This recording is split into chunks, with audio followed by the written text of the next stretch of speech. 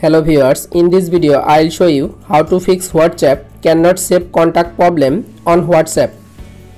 If you want to solve this problem, please follow the step. Step 1. Open your phone setting. Scroll down.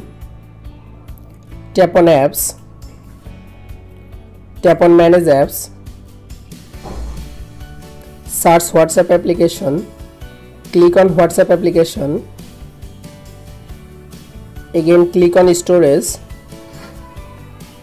Tap on clear data. Tap on clear cache data. Go back.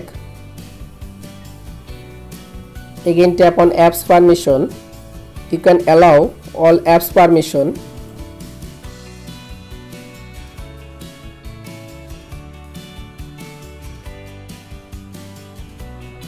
Step 2.